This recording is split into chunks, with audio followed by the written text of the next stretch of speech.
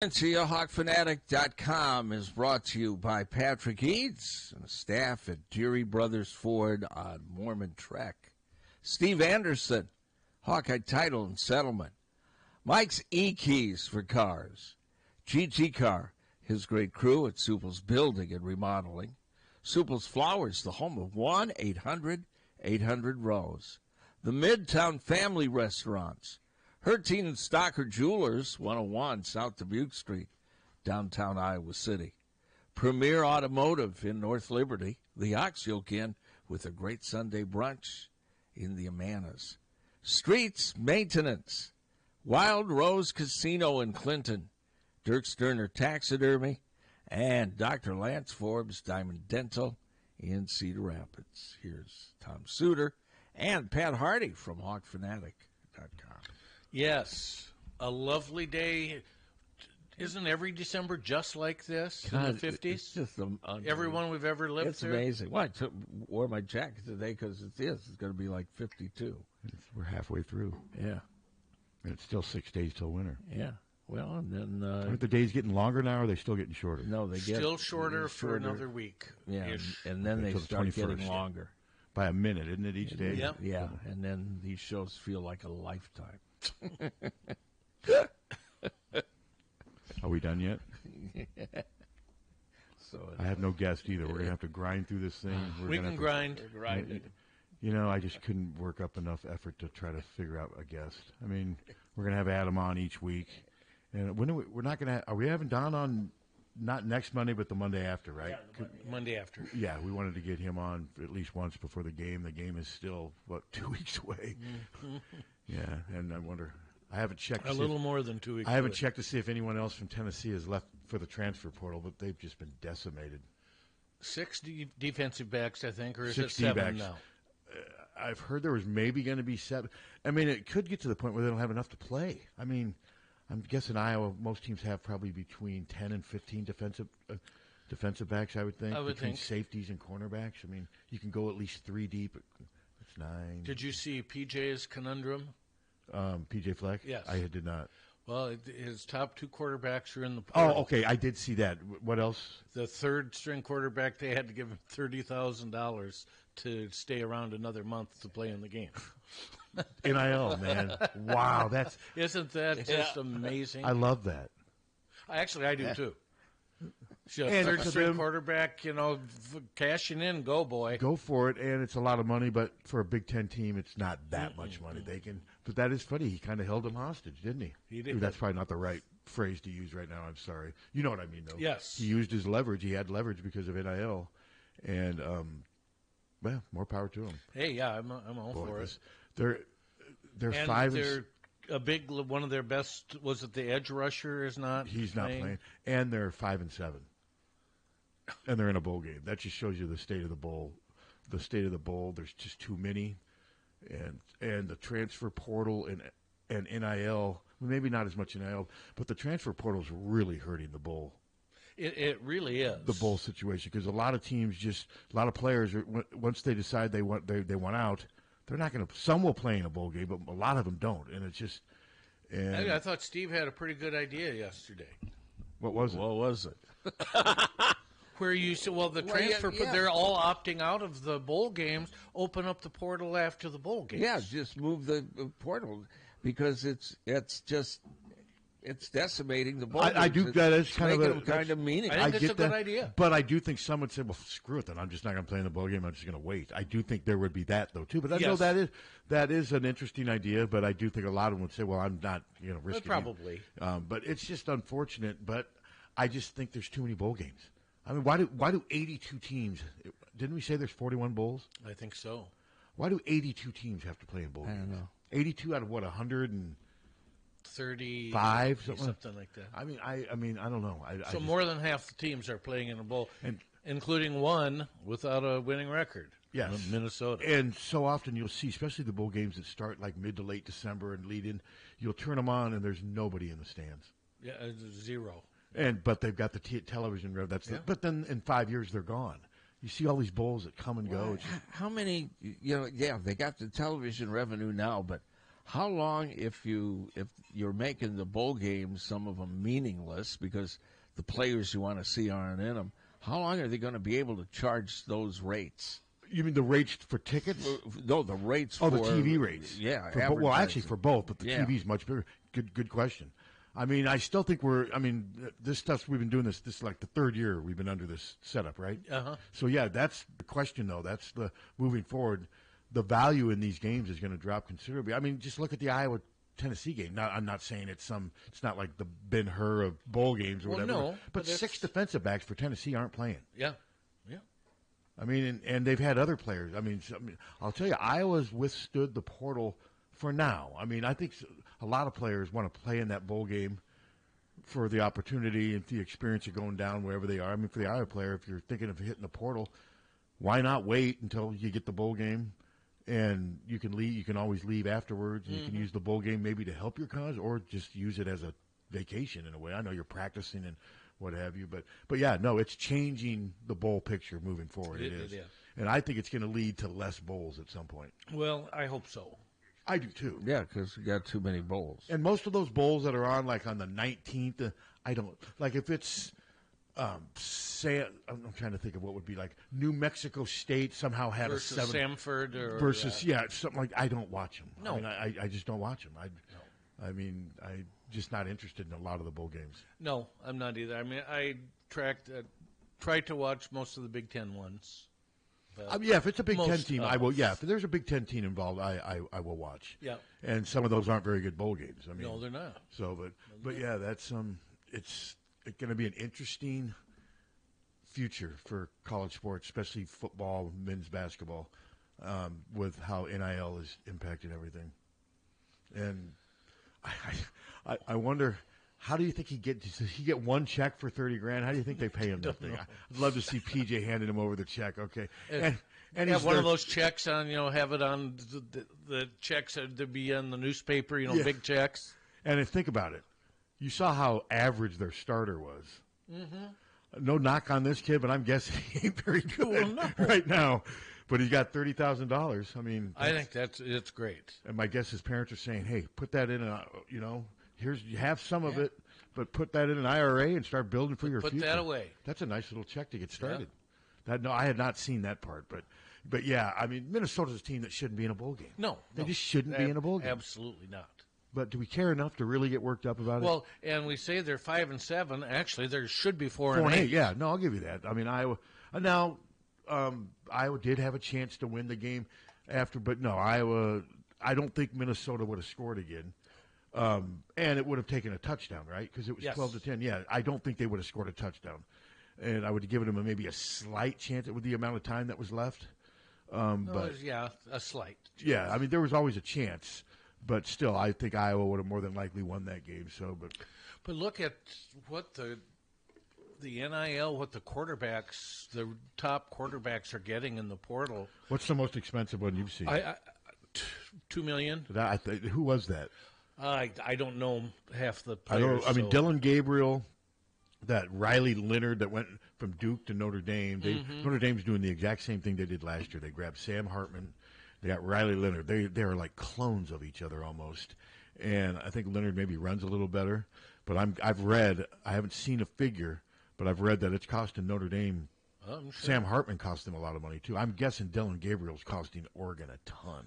And Matt Rule came out and said, if you want a good quarterback, at the low figures, $1.5 million. Well, and he's also on the verge of getting that 5-star. Dylan Raiola. But it's not. I wonder if he just tipped his hat that's what it's costing them to get. But that's not how. Good question. That's not how NIL is supposed to work. No. But then they'll say, okay, well, we'll wait until the day he gets on campus. Then we'll give him his 1 point. Whatever the case is, my guess is it's costing them a ton because he's decommitted from Georgia, and Dylan Raiola. Remember, he has relatives at Nebraska. There's a connection. Yeah. But my guess is they're paying him a lot of money and. We'll see. My only red flag with him, he's been to like 3 or 4 different high schools. Now, that could be the people around him, too. But when you move that much, sometimes you wonder, especially in this age where instant gratification or I'm out of here seems to be the case for a lot of people. So what about Ohio State's quarterback? I'm blanking on his name right now. Kyle McCord. Well, he's not going to Nebraska. Nebraska is no longer an option. I know that. So, but Have you heard any other? no, but I also haven't really been looking. I mean, I maybe I should be more, but it's not like, oh, hey, what's Kyle McCord? No, I don't know what the latest is on him. Actually, the last couple of days, I've kind of had other stuff going on, and I haven't been focused as much. No, I did write. I wrote a column on the Iowa. I mean, the Scott Frost stuff is just ridiculous. It's ridiculous. I mean, it's just nonsense. And I mean, it's and no, Paul Christ is not nonsense. Joe Philbin's not nonsense. I mean, Boudmeier's here. There's a kid out, the guy at Utah, guy at South. I mean, there's ones that at least you can throw, but nobody Utah. really like what I wrote in my thing. I've heard it from some people that I respect that they have reached out to Chris. I'm sure Kirk and Philbin have had conversations. I mean, sure.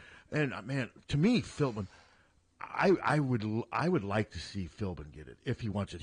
They've already maybe had a conversation and said we just don't know what the inner makings. No, of nobody in the media does. No. There's a lot of speculating, guessing, pandering, exaggerating, and there's a ton of that stuff that's going on right now. But Chris, to me, I mean, I got into a Twitter fight. I mean, he makes sense, but I had this guy telling me today he would be a home run hire. He was lights out at Wisconsin. And again, I'm going to disagree. Would I rip them for getting Chris? No. It would be an okay hire to me. I just don't. I have some issues, though. He got let go at his beloved alma mater, and it wasn't because of his defense in the slightest. Their defense was ranked in the top 5, I believe, 4 or 5 years in a row from like 16 to 12. It was incredible. But they were falling. But they weren't near as falling, not near as bad as the offense. No. The offense. No. He got fired because of his offense. That's why he got fired. That's my only red flag. At his beloved alma mater, and he took over a very stable situation, and it steadily got worse. That's my red flag. But someone says they're only asking him to be the offensive coordinator. That's true also. That's true also. But what is he going to come in and do if the offense doesn't change? That's going to all of a sudden make things work. How's that down and out thing that down and out seam route that Deacon Hill is going to throw to somebody be any different or Cademan than it was this year if it's Paul Chryst calling it? I think what people have in their heads is Wisconsin, Paul Chryst's offense at Wisconsin when they had great running backs, 340-pound offensive linemen that just blew everybody off the line. But he inherited that. They had that since Barry Alvarez. Oh, I know. So, but how does that transfer to Iowa? I mean, Iowa hasn't had a good. I mean, I don't know, but that's what's in people's heads. Okay, yeah, no, I don't want to sound. I'm not anti Paul Chryst, but to call that a home run hire to me is just a little. To me, it would be someone who Kirk could work with, I mean, Wisconsin at the end of Chryst, they were brutal to watch. They were. I mean, they were. I mean, when they didn't have that dynamic running back like a Melvin Gordon, a Ron Dane. Who was the one? Monty Ball. I mean, James White. I mean, James White. I mean, you could go the list. I mean, there's Brent Moss. I mean, you could name off 10 stud running backs from Brian Calhoun.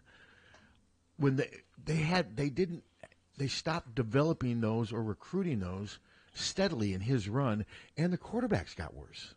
The quarterbacks just. Someone was trying to tell me that Jack Cohn and Alex. I know, and Alex Hornibrook, I know Don has a lot of respect for him there. Alex Hornibrook was average at best at Wisconsin. Can we agree on that? And wonders Darrell Bevel. Darrell Bevel was back in Barry's day, but that was back when they ran. And Darrell Bevel, a lot. Scott Tolzien. He was another one. He was okay, but that was with Bielema, wasn't it? That was. I think so. But with Chryst had Jack Cohn, who he transfer to Notre Dame? Yes. He had a decent year for Wisconsin, but. Hornibrook, to me, that's when they kind of started to struggle. I would watch them. Yeah. Their defense would play lights out, and the offense just they haven't been able to control the running game like they used to. I mean, there were years when Wisconsin averaged 300 yards rushing a game. Yeah. I mean, Chryst had a year where they averaged 379 total. I mean, you don't think Wisconsin wanted to keep him as much as they could? They wanted that to work so bad. That was their guy, their homegrown walk-on quarterback, guy who grew up in Madison, and yet a Wisconsin former teammate fired him. Well, and then a guy on the other side of the ball, Leonard, they got rid of him too. Yeah, I thought he was going to get the job. I did too. But like you said, maybe because the defense did drop. The defense dropped. The defense never was the same after COVID, it seems like. But that run from like 14 to 19, their defense was better than Iowa's. Yeah, I didn't when I looked it up, they were in the top 5 like 4 out of 5 years in a row nationally. I didn't realize they were that good. And we didn't do squat against them. Boy, that was it 17 when we woodshed at Ohio State and then went up. Got to beat Wisconsin. up there 38-14 with Josh Jackson scoring both. Yeah, they had 2 pick sixes. Stanley had 41 passing yards. There's certain numbers like remember the 77 passing yards by Beathard in 2015. Absolutely. I mean that was such a brutal game. I was there. I mean both defenses, but Iowa couldn't do anything against Wisconsin's defense. Mm-mm.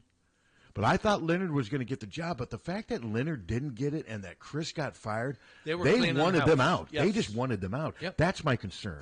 But again, somebody will counter by saying, well, Pat, we're not asking him to be the head coach. That's the point. I will give you that point. Would I call a Chris hire a bad move by Iowa? No. I just don't think it's a knockout. I mean, it might galvanize some fans, but I think some will share my Time would opinion. tell. Time's going to tell with anybody they hire. Yeah. Now, but what I'm saying is that knockout hire, like if all of a sudden Kirk decided to pay that Washington offensive coordinator 2.5 ranked Ryan Grubb, that at least for the introductory phase would be a knockout hire. Now, it may turn out to be a dud, what I'm saying. But Chris but Joe Philbin, I mean, he's 61 years old. He's been an NFL head coach at 2 different places now. I mean, he wasn't largely successful, but he's been a coordinator, an offensive line coach, all up and down. So he's been a play caller as well. He's been an offensive. Yeah, he's done everything. I didn't realize he had been an offensive coordinator as much as he had been. And when did he leave Iowa? 2002. 2002. He helped build the original offensive line. He did all that. He was on Kirk's original staff. I mean, that's one I could see Kirk calling him just to to maybe to gauge his interest, but also, hey, what do you think? Who should we go? And if they have a conversation, Philbin's like, I'm an analyst here at Ohio State, but I still got a good run in me left. I'm 61. Well, hell, I'll do it. I'll come home. There would be no transition. I mean, because it also would be no learning curve for Philbin because the offense hasn't changed. Am I serious? Well, a little. The offense really hasn't changed Not much since he's been gone. So that's. I mean, I'm sure that's changed some, but I wouldn't be but able Philbin to tell or you. Chris, either one, I think both of those would be better than promoting John Boudmeyer. And I hate to be critical about Boudmeyer because I don't think it's his fault that the offense was horrible the last 2 years, but he didn't help it get any better. So the fact that Philbin and Paul Christ are both currently not coaching per se, but are analysts, is that any kind of I think that, to me, something? Makes it seem like they'd be more apt to consider more it. interested? I think, that's how I would look at that. Mm-hmm. Look at us, man. Breaking it down. Friday breakdown. Is that what we call this? The Friday breakdown? Yes. Yeah, a breakdown. Well, then we got a call. Karan. Now we got the Friday breakdown interacting with the callers. It's the Friday breakdown with Karan, everybody. Hello. So, Pat, what kind of recruiter would Paul Christ be? That's I think he would be okay. I don't think he'd be any worse than what they have. Would you agree with that, Tom? I don't know. I think, the fact that he was the Wisconsin head coach, I mean, I guess that would carry something, but then what if the father of the player, but he got fired. I don't know. I mean, Paul doesn't have much of a personality. He's not very charismatic. And that's... I don't think he's going to go into a living room and bring somebody to their knees because they're so overwhelmed by his charisma. He's not very charismatic. So do you think if they do make that hire with Chris, because I've heard that all over the place, even on ESPN, if they make that hire, is that a guarantee that he will be head coach after Kirk leaves? Oh, I would not. No, I would never think that they would allow that to happen. No. No, Beth wouldn't agree with that. Well, I don't think Ann Wilson would do it either. No, I don't see that. See, now, Barbara, the other thing we were talking, we had a talk. I'm sorry, we were talking about, is this hurting the Hawks not having the offensive coordinator in place with the transfer portal and everything? As far as getting guys to come here, is this hurting our opportunity? I think we don't have any openings right now. Really. They're over scholarship limit right now, and I think the offense itself would hurt more than whether they have a coordinator or not right now. If you're going to talk about what's hurting them, but they don't have any. They don't have. I think they're. I thought was it Rob and Scott on their podcast. I thought somebody said they're maybe are they 2 or 3 over right now? 2 or 3. Yeah, they don't. Yeah, they don't have any scholarships right now. Gotcha. Okay. I was interested because I've heard his name being bantered everywhere. Oh yeah, it's out there, and they will have scholarships. I mean, you can actually can get a guy. You can say, hey, listen, by the time you need to come here, well, don't worry about that. That stuff's happening, but I think more right now than whether they have a coordinator or not is just the offense over the last 2 years is hurting them more than anything, probably in the portal. I'm sure some people are suspect. They're saying, okay, if I come here, what's going to change? I'm sure they're probably getting a lot of that. Well, and it's a legitimate query. It's a fair question, yeah. It is. Cool. Hey, thanks for letting me call in. You guys have a great weekend. Go Hawks. All right. Go Hawks. Too. But, yeah, I mean, they've got some explaining to do when they're reaching out to people in the portal right now with the last 2 years of the offense. What I love about this is been seeing. Do you like the people that follow the airplanes that leave no, I don't Iowa City and Cedar Rapids? I mean, do I like them? I mean, I don't really have any feelings about them, but, I don't. Yeah, that's been going on for a while, though. Yes. It's a little bit overkill, I would say. Oh, yeah, there were some people on one of the message boards that, oh, my God, there was Iowa City to Cedar Rapids, and then they went to Salt Lake City. So they're going to get Kyle Whittingham to be his coordinator. Yeah, Ludwig. Or the receiver. Is it the receiver? I mean, Ludwig, I think, is their offensive that name, I've heard that name out there. It's out there, but I haven't seen anything of any substance. But they're having some issues out there. I mean, but like I said, I mean, I still think it's going to be somebody Kirk's more familiar with, but I could be wrong. I mean, and like what I wrote, this is the third time since social media became mainstream that he's looking for a coordinator now. But I mean, the first time, of course, was in 2011. Then in 2000, but Brian's doesn't count. He didn't. There was not really a search. He gave the job to Brian. Yes. So really, this is the second. But you have to count that one because it was the third time they went through a process. I mean, and things are so different now in 23 compared to 2011. I mean, Twitter had only been around for 5 years. I wasn't even on Twitter in 2011. I got on Twitter, I think, at the beginning of 2012 or completely different time now. So there's so much more speculation and pandering and just, hey, look what I've got for you. Look at this hot take. I had left MySpace in 2008 and went to Facebook. Yeah, now it's Carn. Hi, Carn. I was going to ask you, did NCAA pass that thing where they thought the portal was going to play right away? Oh, I mean where they can transfer again? Yeah, they did. Yeah. Didn't that just happen like a couple I days didn't ago? know that they transferred it, so it's carte blanche. You can transfer whenever you want. I think so. I thought that just got passed a couple days ago. Yeah, that's what I thought. I thought I read that it got passed. That's not a good idea. No, we were talking about somebody actually called in and said that they didn't think it was a good idea, but yeah, I mean, well, there's a lot of things they do that aren't a good idea. Yeah, people would counter by saying, well, coaches can leave whenever they want, so that seems to be the players should be able to. Yeah, but the difference is there's way more players than there are coaches. So, but yeah, it's the world we're living in right now. Did anybody watch the volleyball last night? What volleyball? No, what was it, Nebraska? Yeah, the NCAA. Nebraska was playing Pitt. How am I doing as a sports analyst? And Wisconsin was playing Texas, and Texas beat Wisconsin. So the finals will be Texas and Nebraska. I did not watch either one, but I did watch back-to-back episodes of the Rockford Files. Yeah, there you go. I can honestly say that. I saw that a long time ago. Actually, I saw a little bit of that volleyball, and I don't know why. I think maybe it was 2 nights ago when we were out to eat, and it was on one of the TVs. So it's 2 Big Ten teams in the championship? No, it's Texas and Nebraska. Okay, because then Texas beat who'd they beat? Wisconsin? Wisconsin. Okay. They beat Wisconsin. Okay, well. I think Jim Leonard's coaching the volleyball now, isn't he? With Paul Christ. Yeah. Yeah, I don't. No, I did not see it, Karn. Well, Texas looks real good. They were the winners last year. Okay. Longhorns. So, I'm rooting for Nebraska because I want a Big Ten team. There you go. Big Ten loyalty. Yes. Same way at the bowl games. I root for even though I hate them during the regular season, I will root for them in the bowl games. Okay. I still have a hard time rooting for the Badgers. How about PJ? Maybe I don't mind PJ. I mean, he wears me out, but he's just such a. I don't know. How about when he sprints onto the field? Yeah, PJ during the regular season, I like to kick him in the. But anyway, where would you like to kick him? He acts so dorky. But He probably wears a cup, so don't bother. well, I don't think I'd be there, but anyway. But then, and in the bowl games, I'll root for him. Okay. Big Ten loyalty. Yeah, I will. I will too. Okay, guys, we'll have a good day. I mean, I certainly don't lose any sleep if PJ doesn't win or if the Or any other Badgers. Big Ten. Yeah, no. Like I said, I've got a little soft spot for Michigan in some ways, but only because of Jamie. That's it, because I'm not a huge Harbaugh fan. No, I'm not either.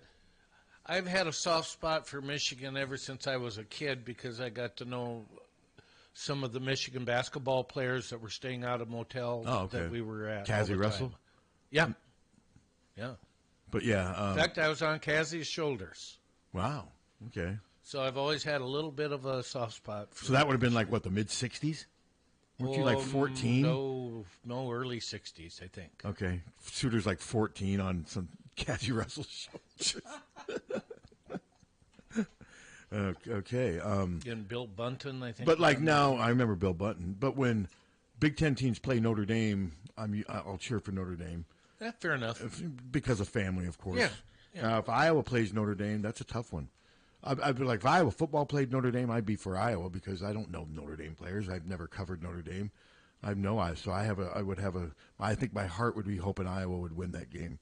And if Iowa ever played Notre Dame, that would be good because that would probably be in a somewhat decent bowl game. I'd love to see Iowa versus Notre Dame. I would do. This year would be kind of boring, but Notre Dame, they went 9-3. They're nothing special. That Sam Hartman, I think he opted out of the bowl game too. And, I just was not impressed with Notre Dame at all this year. Well, I think Iowa could have beaten Notre Dame this year like 6-4, 9-7, something like that. I think they could have. I mean, Notre Dame was okay on offense, but I thought Hartman for the most part was very underwhelming. So now the last line I saw was Tennessee favored by 8.5. Does that seem a little high or not? With the portal stuff, yeah, it does seem a little high, but I think it's just because of Iowa's offense. Yeah, I think. And the fact Iowa did not score a point against Michigan didn't play very well in the Big Ten championship game and won 26-0. I think that's part of it. I just think the nation thinks that Iowa can't score. Well, the nation's right. We're just laughing. Well, or you cry. Well, laugh or cry. You choose to laugh, don't you? Yeah. Yeah, but it's going to be. I would not be surprised if Iowa won this bowl game. No, me neither. I'm guessing Kirk, and maybe I'm sliding Tennessee. I'm guessing Kirk's going to do a better job of rallying his team and making this game seem important. Well, I hope so. And the last time we played a decimated team in the bowl game, we got flattened 30-3. Weren't they missing like 8 starters? Oh yeah. Anyway. And did you go? No. You didn't go to that one. No. So you can actually make fun of that bowl game because you knew. Damn it, you were not going to waste money on a 27-point loss. You knew it. And there was a play. I was in a pool, where you score X amount of points. You have two numbers, 7 and 3, or whatever. I had won the first quarter for a couple $100, and if Iowa had not given up another touchdown at the end of the first half, I would have won $500 more. So you're even more bitter. And then Iowa, just let score. Tyler, I believe, was at that game, I think, because I wasn't. I can't remember. And we had just started all. That was 2016. We had just started all Hawkeyes, I think, at that time. So I can't remember who was. But I just remember watching it on TV. I'm like, this is freaking brutal. I mean, CJ wasn't healthy. No. And yet they didn't try anyone else.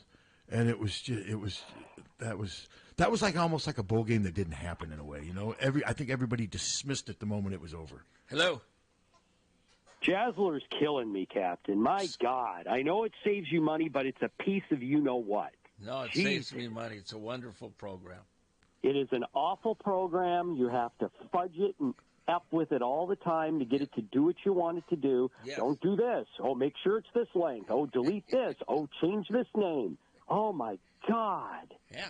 What do you think about Chris for the coordinator job?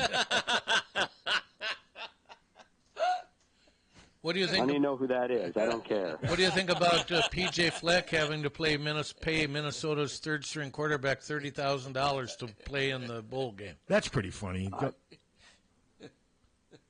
There, Captain, it's there. All you had to do is change the damn name. God. Just ignored you, Suter. Crap. The TJ Fleck, I'm not a huge PJ Fleck fan, but I'm not a Gopher fan because I didn't go to the University of Minnesota. Fair enough. No, we just think it's funny that their third-string quarterback held them hostage. And there I go saying that again. But basically just said, hey, I'm not playing if you pay me $30,000. And he's their third-team quarterback on a team of quarterbacks that aren't very good. We just found humor in that. That's the age we're living in, though, now. Yeah. Yeah, we got to watch our Only money. Iowa people we got to would find humor in a... Hold on to tradition. He's getting ready to cut us down for being Iowa people.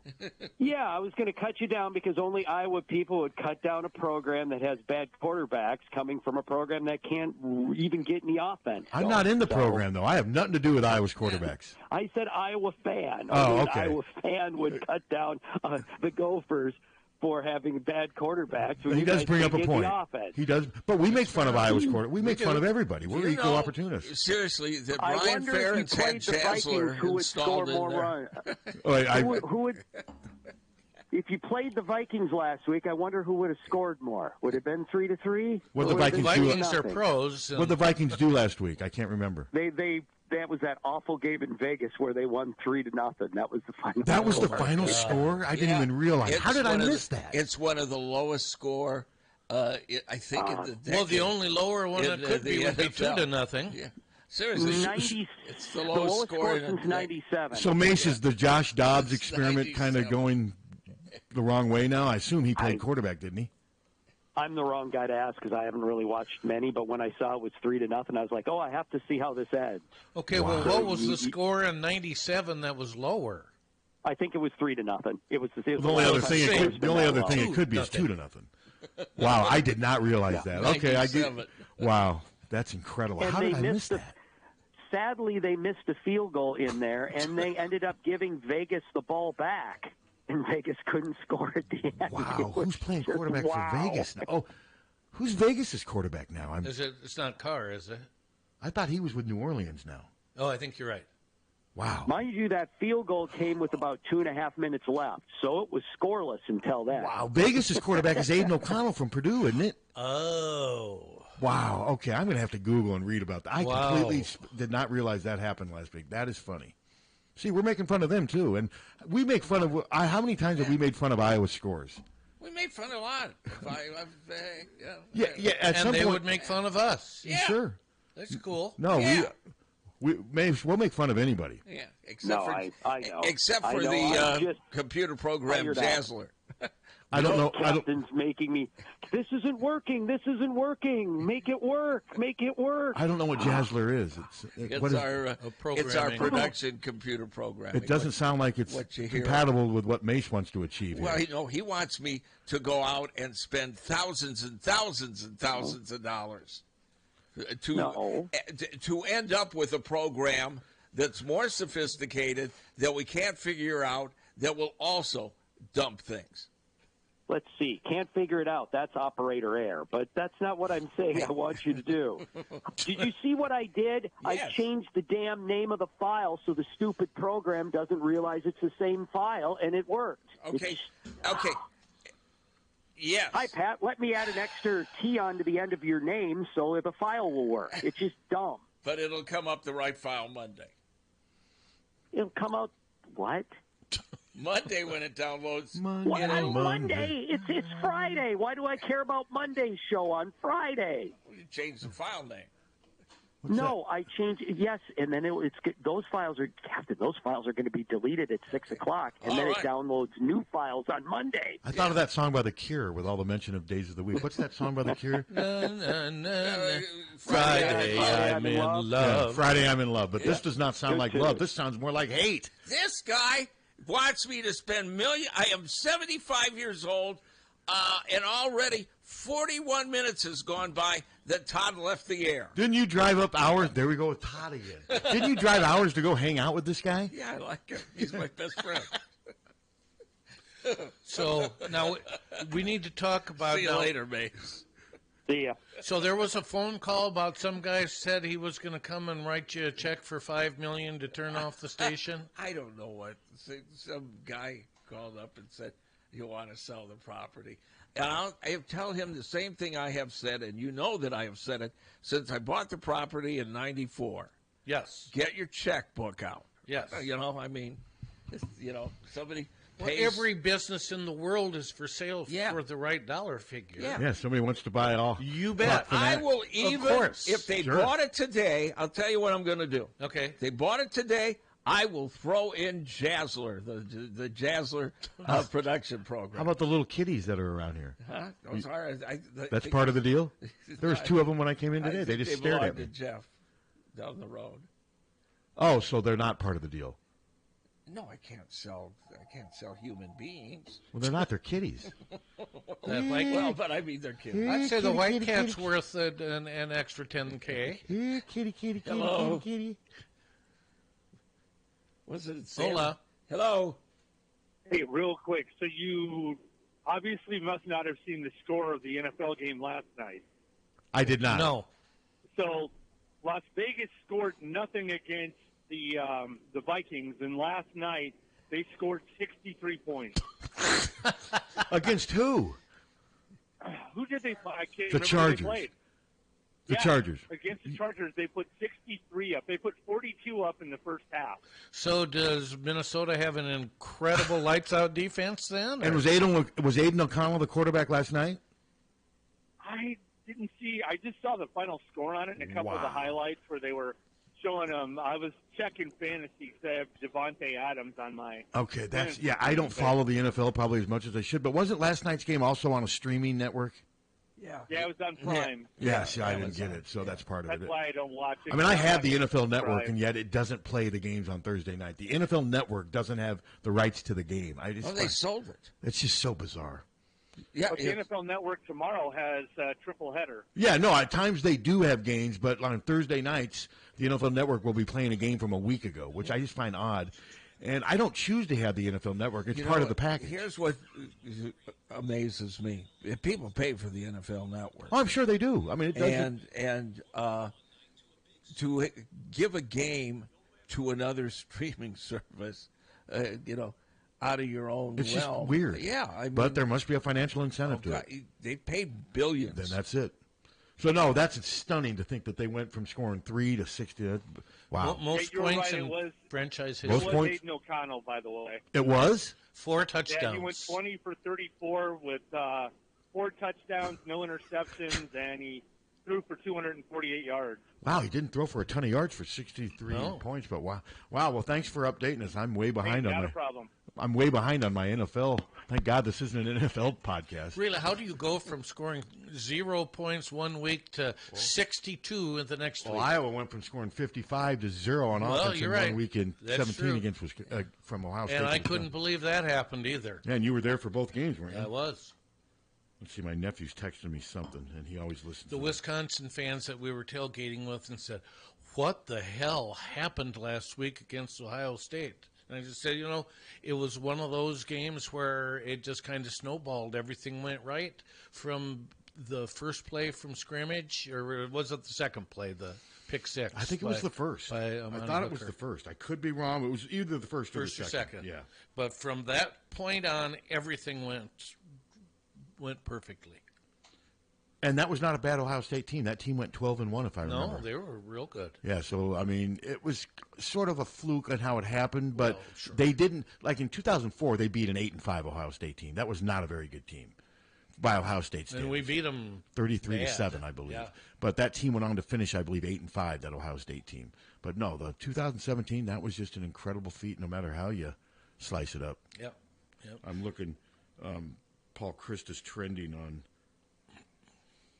he's trending on Twitter, but that, God, Paul Christ is doing stand-up comedy at Vegas Club. you imagine that? Yeah, he's not the most charismatic, but No. but I'll tell you what, if he comes in and the offense starts to improve, nobody will care. No. I mean, but if he comes in, it's more of the same, and you combine that with his personality, it's just not gonna. It'll be a step backwards. But like you said, we got to wait and see what happens on the field with anybody they hire. Well, I don't know how much of a step backwards it can be. Well, I guess you're right. We're the last. I mean, place. Paul Chryst could come in and average 325 as a coordinator, and it'll be like Jesus has come here and rebuilt the football team. When really 325 yards is nothing, but when it's 75 and almost 100 more than what you're averaging, it's significant. I mean, if they average 350 next year with this new coordinator, we're all going to be writing about this. They've improved their offense by 100 yards per game because they were below 250 for much of this season. Yeah. So, yeah, the bar is set so low, hell, maybe they can use that to appeal to somebody. I just think it's going to be somebody Kirk's comfortable with. Very comfortable Well, with. I would think so. I don't think Kirk's going to want to take a chance on somebody. Maybe 10, 15 years ago he might have. But I just think at this stage it's going to be somebody that he trusts, knows, likes personally, and is just comfortable with, and somebody who he knows is not going to put up a lot of resistance on what he wants to do on offense. I just don't think Kirk's going to make huge, dramatic change on offense at this stage. I wouldn't think so. If I'm wrong, I'm wrong, and it would be interesting to see. I mean, like I said, I'm just going by my gut feeling. I mean, I don't expect us to have a air raid aerial attack next year. 80% passing, 20% running. No, that's never going to be. Happen. Kirk wants 60-40 run pass, 55-45 run pass, and I think ideally that's the way to play football. I do too. I mean, Alabama does that. I mean, these spread offenses, they're great, but a lot of spread teams that don't have much of a running game don't usually sustain dominance. They go on these hot streaks and what have you. I agree with Kirk, though. You still got to be able to run the ball. But Iowa doesn't run or pass. I mean, for the most part. They had some games today. Very depressing. They had some games today where they had some games this year where they did run the ball well. 200 at Wisconsin was incredible. Yeah. I mean, that was great. Of course, almost 20, 82 of it was on one. 30% of it was on one play. 82, but still, he was 40%. 82-yard run, and that made my top 10 list of plays for the. Yeah, I read that. Yeah. That one, but it's still, they dug out a huge hole for him, and LaShawn did his job and scored on an 82-yard touchdown run. But they had 200 yards rushing against Wisconsin, and that's the reason they won, because they couldn't throw the ball. I think that was one of the most surprising plays that I can remember in a long time. LaShawn breaking that for. LaShawn ended up having a pretty good regular season. He did. I mean, he's up around 800 some yards. I mean, he was, pushing towards 1,000. He's had a pretty solid year, and he's had to share time. But I also think sharing time has allowed him to stay healthy, too. Yeah. I mean, if LaShawn had carried 25 times a game, my guess is he may be not as healthy as he is right now. I mean, assuming he hasn't had any recent setbacks. But, no, LaShawn's been a bright spot for them this year. Yes. And I saw they picked the DeJean, Higgins, and DeJean and Higgins. Who was the three MVPs? I don't think Torrey Taylor was one of their team MVPs. Was he? Because I was surprised by something. I'm not sure about the team, but he's consensus all. Well, I know he's consensus. So was Cooper DeJean. But yes. When they did their team awards, Higgins, DeJean, and I thought there was a third player that shared the MVP, but it's escaping me who it is. But I thought I remember saying, "Wow, they didn't name Torrey one of the." I could be wrong. Like I said, I'll Google it during the break. But they did have three. Oh, LaShawn Williams was the other year, and I had no problem with that. I was just surprised that Torrey. To me, Torrey was their MVP. I would pick him number one. And some people could argue he's not in on every play. Jay Higgins made 100. I get it. Those other Cooper DeJean, to me, Torrey was their MVP. I thought he impacted games more than anybody just because of how bad they needed field position flipped. He won the Wisconsin game. He and LaShawn. Yeah, LaShawn did, but Torrey's the 10 punts for 506 yards. Unbelievable. That just helped them win the game. The punt where he punted from deep in his own end zone and it went 62 yards, flip field position, and Wisconsin's offense was so bad, you knew they weren't going to score. I mean, and that was huge. What were you saying? Are you interested in a teacher arrested for threatening to behead a student? I did see that. So who's this? What is this? What's the battle over this? Is this Hamas Israel or is this Democrat Republic? What was the motivating factor, I should say? Hold on a second. Behead a student. Multiple witnesses told authorities that Benjamin Reese threatened a 13-year-old Muslim student who said she was offended by an Israeli flag hanging in the classroom. CNN's Diane Gallagher with us now. Okay, walk us through what happened here. Yeah, and what we're going to talk about, John, is just a small sample of the violent and profane threats that multiple staff and faculty members say they and their students heard a teacher shouting at 3 young girls in the hallway of their middle school last week. 51-year-old Benjamin Reese. He is a 7th grade social studies teacher at Warner Robins Middle School. He was arrested and charged with making terroristic threats and cruelty to children in the 3rd degree. Now, he's bonded out of jail, but we haven't been able to determine if he has an attorney to make any comment on his behalf. But there was a very detailed incident report from a Houston County Sheriff's deputy who was on duty at the school at the time, where multiple adults and several students who were in earshot of this say they heard Reese shouting profane and threatening remarks at 3 young girls in the hallway. I can't go into all of them, but I will say some of them included, quote, "She is a stupid mother effer, and I will drag her by the back of my car and cut her effing head off for disrespecting my Jewish flag."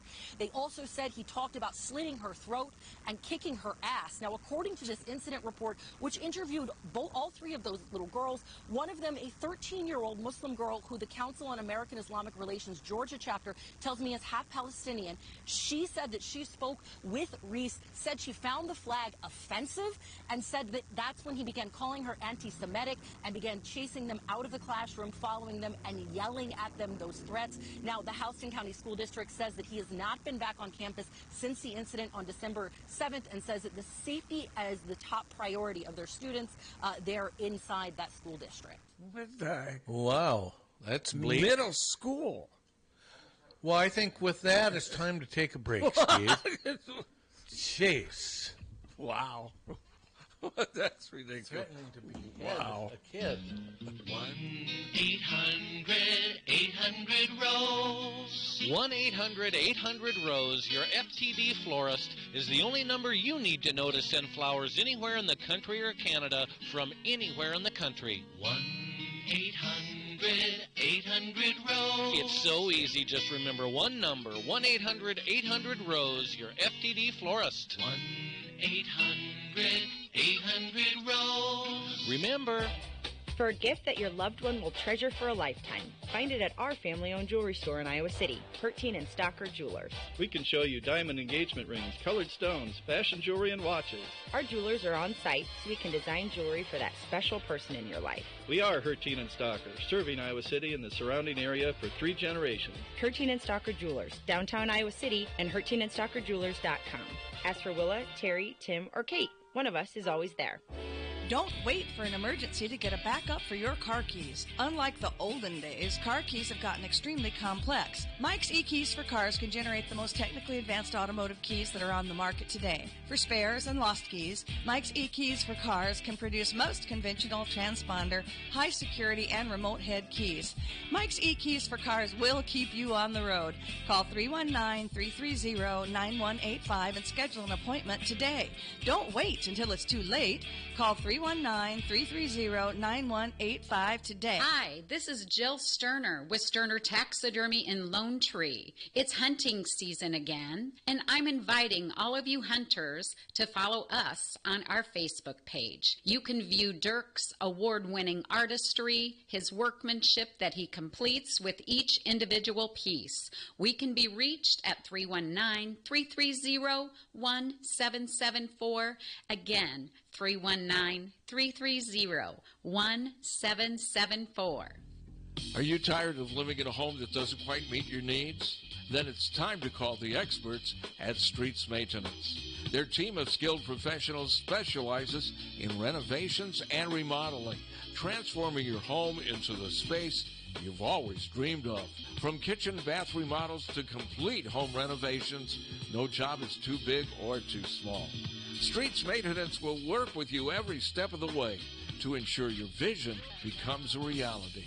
So don't wait any longer. Call Streets Maintenance to schedule your consultation at 400-4483. Let's start building your dream home today. On an athletic team, you need team players, good athletes, superior equipment, and the best coaches available. In real estate, you need to have a good title and settlement team at your disposal. Hi, this is Steve Anderson. Whether you're buying, selling, or refinancing, you need quality title and settlement services. Consider the team at Hawkeye Title. Give us a call at 351-8600. Hawkeye Title and Settlement, the team you love, the people you trust. car won't go into gear? Call Premier. Premier Automotive in North Liberty offers full-service mechanical auto repair, in addition to being Eastern Iowa's most trusted name in auto body repair. Use Premier for all your auto repair needs: brakes, oil changes, air conditioning, diagnostics, transmissions, or preventative maintenance. Whether you hit a deer or your car won't go into gear, see Premier Automotive in North Liberty. From your friends at the Midtown Family Restaurants comes a sincere holiday wish. May happiness brighten your holidays and remain with you throughout the new year. Warmest season's greetings from the Midtown Family Restaurant. GT Carr, owner of Supple's Building and Remodeling, has been offering unmatched service and quality for over 25 years. The trained professionals at Supple's Building and Remodeling will install and guarantee the products used in any job, no matter how big or small. They also stand behind their work and offer no-nonsense, exceptional customer service from design to completion and beyond. Whether it's a simple window replacement or a major house addition, you'll have the confidence that Supple's Building and Remodeling is committed to quality. Visit suples.net or call them today at 319-337-2246. Been waiting all year long for year-end savings? The wait is over. This is Patrick Eads, owner of Deary Ford in Iowa City. Get a new 2023 Ford F-150 Super Crew XLT up to $6,500 off MSRP plus 1.9% financing. Get a new 2023 Ford Escape up to $3,000 off MSRP plus 0.9 financing. Get a new 2024 Ford Edge up to $4,000 off MSRP plus 0% financing. Hurry in or shop online at DearyFord.com. It's that wonderful holiday time of the year. Moments of eating too much, spending time with family, in some cases maybe trying to avoid family. However you choose to celebrate, the Diamond Dental team of Dr. Forbes, Kate, Michelle, Michaela, and Kim would like to wish everyone a happy, healthy, and safe holiday. Here's hoping you enjoy every minute of this joyous time of the year. Rest assured, Diamond Dental is here, providing superior care for your entire family during the holiday season and all year long. Ah, the new year. A chance to say goodbye to 2023 and hello to the new year. New resolutions, new goals. And hey, wouldn't it be great to begin the new year with a $10,000 cash grand prize? You could. When you win in the new year at Wild Rose Casino. The winning starts just after noon as we give away $18,000 in cash drawings on New Year's Eve. See Club Wild for details. Wild Rose Casino and Hotel Clinton. You'd rather be here. Must be 21 or older. If you or someone you know needs gambling treatment, call 1-800-BETS-OFF. The Oxyokin Sunday Brunch is back. Still offering so many choices of fresh entrees, homemade salads, waffles, 8 choices, pastries, 3 tiers of desserts, and much more. Serve 9 until 1. Such a great value. See you this Sunday. Oxyokin, where you'll always leave happy. The Oxyokin. Where's Suter? Where's Harty? Morning, chatters. Lots of people in the chat room this morning on YouTube. What's that? Lots of people in the chat room. What about them? They're in the chat room. I mean, okay. There's lots of people. That's all. Oh, okay. So you That's all don't really. I'm saying. Okay, so I don't really have to care either way. I mean, I'm glad that they're there. I mean, I guess unless they're being mean. Aren't they often mean? You know, some of them. That's part of the reason they're there, isn't it? Probably, yes. It's the internet. And aren't we usually? Have you ever used the internet before? Aren't we usually at the center of their rage? And yeah. Yeah. Suter he went outside to see the kitties. Yeah. I was outside getting some fresh air. I lost track of the time. Because I was in the restroom, you were outside. Yeah. Yeah. Well, fresh air, was it? More fresh air outside than in there, I'm guessing. Did you see any of the kitties? Did not. Oh, poor kitties. Kitty. I always do that, and they never come up to me. No, they're not like Scratch. No, they're not the best. No, if Scratch was here, he'd be on your lap, or no, he'd maybe sit outside on the front patio, but he would be right here. These kitties want nothing to do with us. Yeah. Scratch would go, I hate that Jazzler. I'd never heard of Jazzler. It's our program. I know he's got some really strong opinions about it. I know, but and then he goes. Then I'm talking to him during the break, and he goes, "Yeah, now I got other problems with other systems." You know, There's not a system in the world that is without problems. I mean, it just isn't. I would agree with that. There's nothing that's perfect. Yeah. Nothing. Yeah. Raquel Welch, late 1960s was close. Remember that poster? What was it? What was the one? 10,000 BC. Yeah. Remember that poster? What about Seika? Well, different type of quality, I guess. See, Raquel Welch never was my type. Well, I'm more of an Anne Margaret. Well, she's number 2 on my list, probably. I love Anne Margaret. Yeah, Raquel Welch, Anne Margaret. You can't go wrong either way. Yeah, I take Anne Margaret over Raquel. I don't know, man. I like the older Raquel. How about Mother Jugs and Speed? That had an attitude. She had a real attitude. Raquel did? Yeah. Yeah. Mother Jugs and Speed. You don't remember that movie? Oh, yeah, I remember it. Did you watch it? I did. Yeah. I watched it. I did not. I watched it I believe I watched it in like junior high, Mother Jugs and Speed. What year was that? Wasn't that like 76, 77? Something like that, yeah. So I would have been like... Yeah, it was on TV. I watched it. I did not Bill Cosby, Raquel Welch, and who else? Was it Robert Culp? Yeah, it had a lot of... And who was Mother, who was Jugs, and who was Speed? Well, I think we can guess who Jugs was. Yeah. Okay. That was a rhetorical question. Back to the Hawks. Hire some offensive coordinator that's named Jugs. That would be good. Isn't that Paul Chris' nickname? Nickname is Jugs, yeah. Do you think Brian coaches in the bowl game? Yeah. I'm beginning to think he won't. From just some stuff I'm hearing.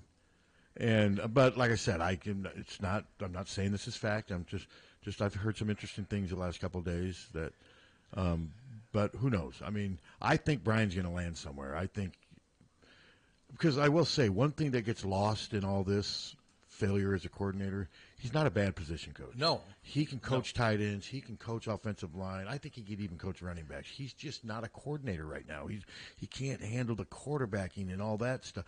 But I think an NFL team, if they hired Brian Ferentz as their offensive line coach, they'd be just fine with him. I would think so. And I think that's eventually what will happen. Maybe a college team. I see more likely pro, and I've heard some people have told me that he's got some stuff lined up and a place to land. But he probably does. Just a couple days recently, I've just heard some interesting, like he hasn't been in the building much, and so we'll see. I mean, it's all speculation, but it's out there. I mean, but I mean, the Frost thing's out there. The Frost thing just never made sense for so many different reasons. But then when you have the head of the swarm going on message boards to tell people that it's not true, because people were just being ridiculous. Well, because it was being pushed by some in the media. I know.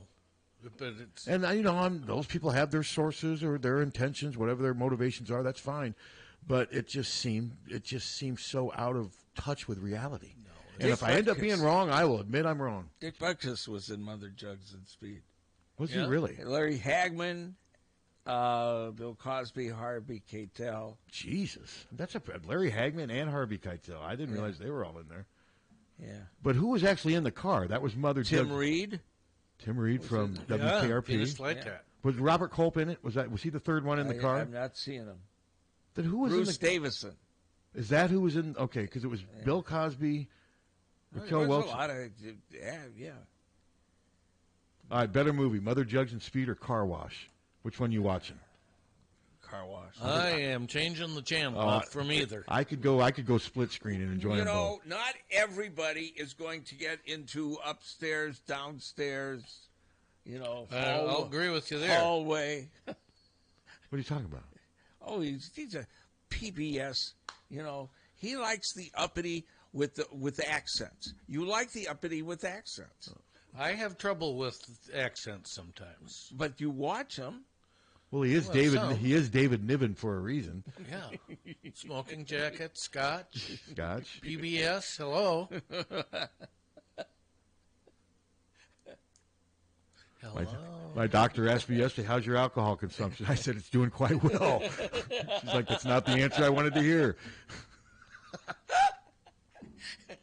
Well, my doctor, of course, always asks me the same thing. I said, "Yeah, I'm pretty good at it." He said, "It's part of a good life."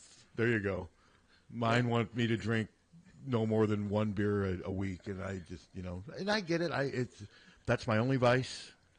Everybody tells me Diet Coke's going to kill you, Dr. Champion. I said, Now, my doctor didn't say that. When I told her I'm drinking Diet Pop, she said that's better than I'm not getting the sugar, of course. Yeah, well, Dr. Champion said, hey, you're 74 years old. How long have you been drinking it? I said, all my life. He goes, well, what's Diet Coke because of the artificial sweetener? Is that what, isn't that what's supposedly killing us? Yeah. Yeah, and I think that's the sugar lobby. I think probably. So, okay, that's my conspiracy. I've been told that the less sugar I intake is better, so artificial sweetener to me seems the a little body, better. though, handles, the body handles artificial sweetener. About the same thing as real sweetener. So, but it's still not sugar going into your system. Yeah. That's the one, and it's still not near as many calories going in your system. I find it very refreshing. Yeah, I drink Diet Mountain Dew now. The big 20-ouncer has 10 calories in it. The non-diet one had 290. So every time I drink a 20-ounce thing of Diet, I'm saving myself 280. That means something. So now you can get 3 12-packs of Diet Coke for $15 at Walgreens. I can get at Hy-Vee 12 cases or something, or not 12 cases, but a 12-pack. Uh-huh. I can get 3 of those at Hy-Vee for like $6 or $7. What? Yeah, I think. Yeah. 6 or 7. So $2 for a 12-pack? That can't be right. No, I think it is. I do. I think it is. You've stunned Suter to silence. No, that can't be right. Let me look. Said be $4 for a case. No, that's insanity. Basically shooting you down. That's insanity. It's not expensive. Is this fake news coming out of the control room? This whole show's rigged.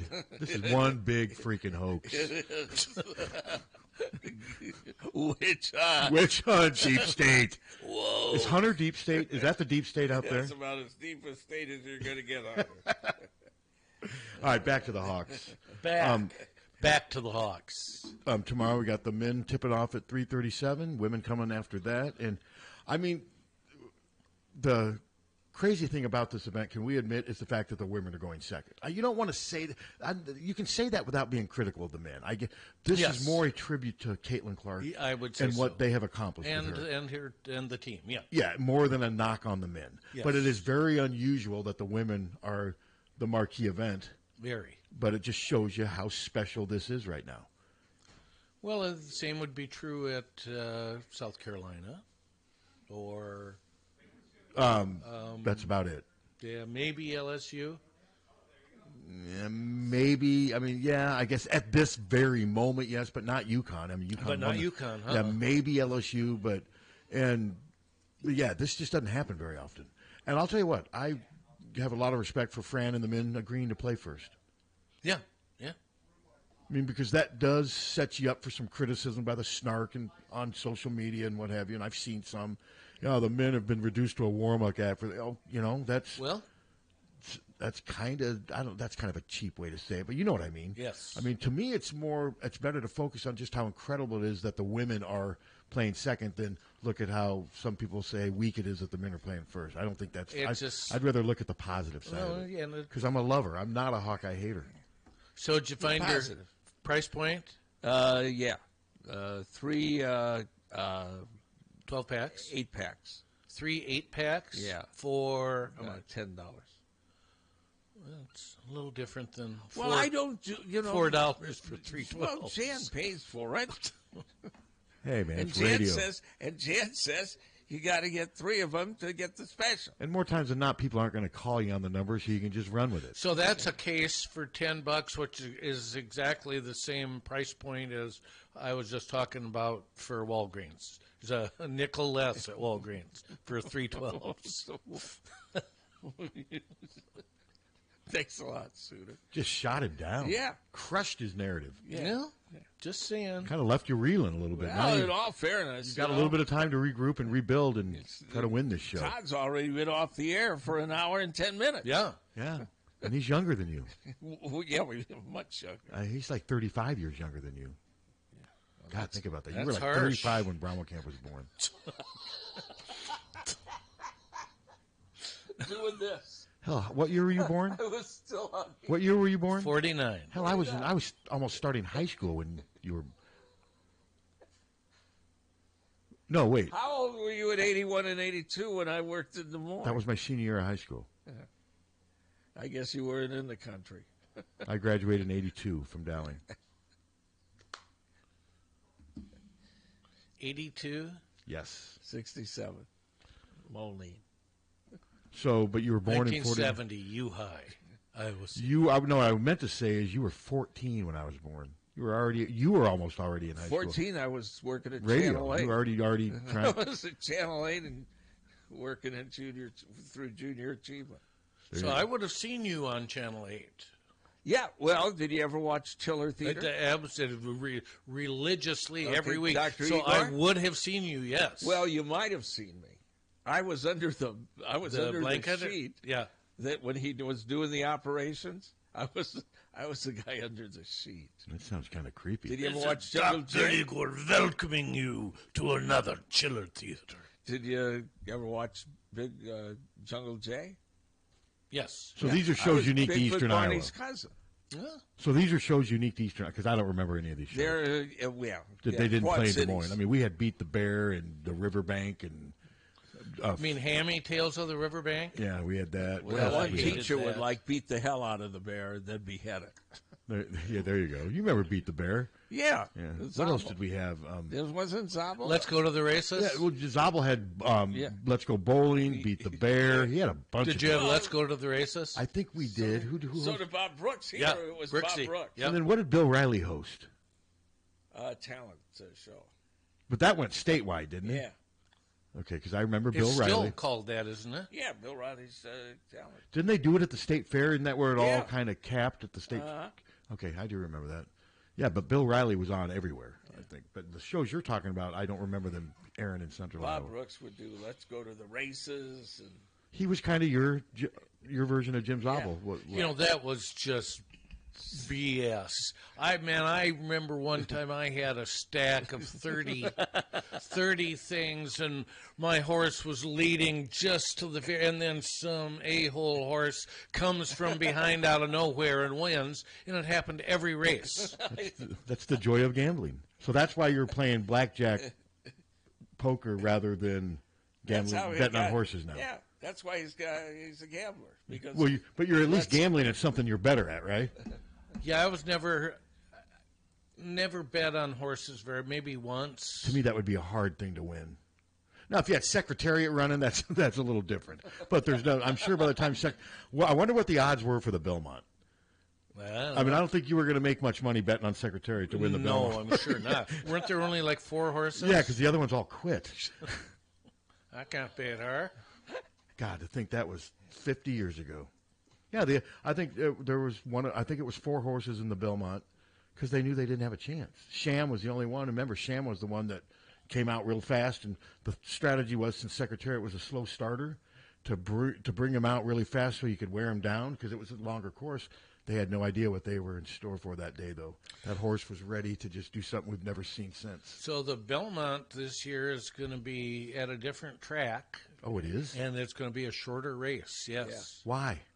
The changes other track, to the track. Well, on the other track, Are they still under investigation. So it's nothing to do with they think it's too long, too much strain on the horse's heart for how long it is? They think, yeah. Because it's a quarter-mile longer, isn't it? Than I've watched stuff on channels where these people have just not treated the horses well. Oh, obvious. A lot of them died. Yeah, it's very. Yeah, they're killing their own. I mean, I'm not a horses. huge horse racing fan. I do love the Triple Crown. There's just something about it, and I think it's because of Secretariat. But they're giving them crap they shouldn't be giving them. Even feeding them. That isn't illegal. Yeah, they're looking for a competitive edge. Yeah, that isn't illegal necessarily. but it's not good for the horse. Secretariat didn't need it. He was born with a competitive edge, a heart twice the size of most of your average racehorses. Yeah. I remember when they did the autopsy, that was the big thing, how big his heart was. But that Belmont, I sometimes will click it on YouTube just to watch it because, man, any of those 3 races, each one he was great in his own way. I mean, the Kentucky Derby, he was so far behind.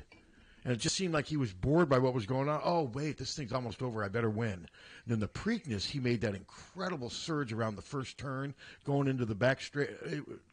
It was incredible. In like 3-4 seconds, he made up so much ground. And by then, I was completely hooked. So when the Belmont was, I remember getting all psyched up for the Belmont. And then my jaw dropped. My dad kept worrying that his heart was going to explode. I remember sitting there with my dad saying, God, he can't keep doing this. And he did. It was just incredible. Yeah, it was it was probably the most incredible sports thing I've ever seen. And before he died, he fell out of favor. He went to a Trump rally. So, Secretariat did? Yeah, he was seen at a Trump rally. He died in '89. What was Trump doing? You're kidding? Yes, You're kidding? yes, Pat. I'm kidding. I'd rather have you talk about Todd than Trump, because I'll be accused later of bringing Trump. It's just a little satiric. I know there was. I try to be topical. There were some interesting people that were at the Trump rally. Where was that in Coralville? Where was it held? Well, I have no idea. Hyatt. Where's that in? Was that the one right by Kinnick? No, it was. No, it wasn't. It's on the landing. Yeah, it's on the landing. Oh, that's the one. So it used to be the Marriott, right? Oh, that's the one where my brother-in-law's old business. We installed all the counters, all the granite counters in all those rooms. Yeah. Back when they built that thing, I remember that. But yeah, I mean, I've heard some excerpts from his. I like his part where he said, "You're all rich out here. I'm going to lower your taxes." That's gotten a lot of play. But I just was trying to be topical. I know, and Trump's always topical. Well, I was going toward the athletic part of the thing. Yeah, that's true. You were kind of going back to the Hawks. I was. See, I'd love to see Secretariat in a crowd of a political rally. I think it'd be great. Because he could go up to him and say, "Hey, why the long face?" He was an ornery horse with a personality. And the other thing about Secretariat is they said he would pose for photos. One of the only race horses they've ever seen that when the cameras are on, he would stop and pose. He knew what he was doing. My son worked. You're going to one-up Secretariat? No. Is that what we're doing here? No, not at all. All right. My son worked at a dude ranch out in western Iowa with Holly one summer. Yeah. And he said, and he was amazed by the different personalities of the horses. So he definitely had a personality. Sure. They're not just, you see them on TV and they're just like standing there, or whatever. They have real personalities. Oh, I'm sure they do. Yeah. They hold grudges. And they remember crap. He said, some of the horses are super nice and they'll come up and greet you and everything. And some of the horses, they're like people. Yeah, they just don't care for you. But Secretariat was described as ornery, and just he knew when the stage lights were on. The one time I went horseback riding, the horse absolutely knew that I wasn't comfortable, and he rode me straight into a barbed wire fence. So he was deliberately trying to hurt you, you think? Because he knew he was in control. Well, but couldn't he have been nice and been? So it was kind of a mean horse. He just knew he could.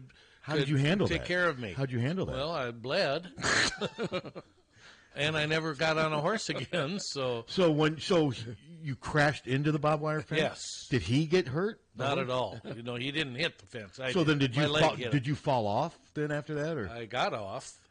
And you were bleeding? Yes. What did the horse do after you got off? I have no idea. You think no idea. Giving him a horse laugh. So I could just picture like Suter getting in his car and driving off and going home, and the horse said, "Hey," kind of laughing at you. Yeah, that was a mean wasn't horse. good. With Mr. Ed, when they first started the show, I knew we were going to go to Mr. Ed. Okay. Well, they thought, we'll put wires on it, and he wouldn't let them put wires to move his lips. So they smeared peanut butter, and during the second show, in the middle, he backed away from the peanut butter, and every time that Alan Young would look at him and talk to him, he would move his own lips. He decided that's what he's supposed to do, and he did it. He was. Are we talking about this because we had been talking about a horse? Yeah. Was that of course. That was the connection? What do you think, Suter? Are you glad you know that? A horse is a horse, of course. Hello. I just never liked that show. Oh, it was a great. I love Mr. One of the greatest shows. Never liked it. In the history Boring. Oh, the horse talked. Yeah. Hello. My dad and his brother had a horse that every time he got on it, it would. Well, I wasn't there, but they told me every time they got on it, it would run for this low-hanging branch and try to knock it off. No, that is funny. Mean, but funny. And they kept getting. What's funny? But they kept getting on the horse. Yeah. Did they ever They like train the it to challenge, not I try to guess. kill him? Did it ever stop trying to kill him? Not that I know of. Okay. Horses definitely have a personality. Yeah.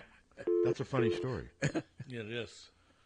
Yeah, I'm afraid. I don't doubt I'm it. afraid of horses. I've been on a horse like one time, and I was so uncomfortable. But I respect them. I think they're I beautiful. like to animals. pet them, and I like to give them. Yeah, I mean, stuff. sure. I think they're beautiful animals.